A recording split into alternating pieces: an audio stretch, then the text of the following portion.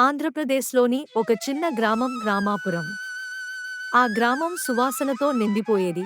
కారణం ఊరంతా తులసి మొక్కలతో అలంకరించబడిన ఇళ్ళే. కానీ ఈ పరిస్థితి కొన్ని సంవత్సరాల క్రితం జరిగిందంతే.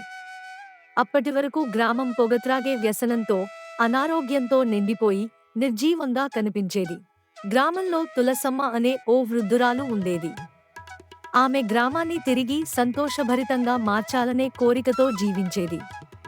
ఒకరోజు గ్రామంలో యువకులకు మాట్లాడుతూ, మన గ్రామం ఆరోగ్యంగా ఉండాలంటే ప్రకృతిని నమ్మాలి.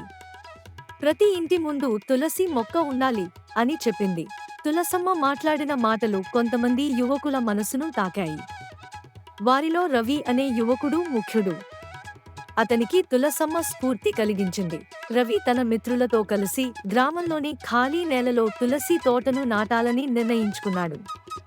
స్థానికంగా లభించే విత్తనాలను సేకరించి ప్రతి ఉదయం గ్రామస్తులను ప్రోత్సహిస్తూ తోటను పెంచడం ప్రారంభించాడు.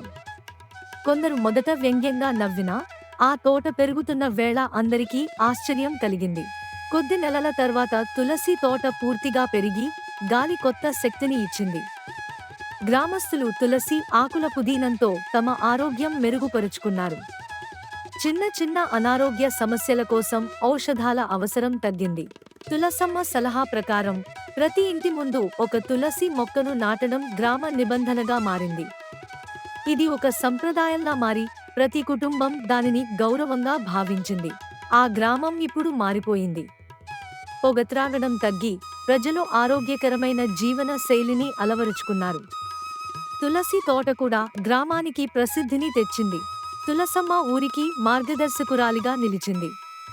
ఆమె పేరుతో గ్రామం తులసమ్మపురం అని పిలువబడింది. ఈ కథ ప్రకృతి ప్రేమను, సంప్రదాయాలకు గౌరవాన్ని, క్రమశిక్షణతో గ్రామ ప్రగతిని ప్రతిఫలిస్తుంది.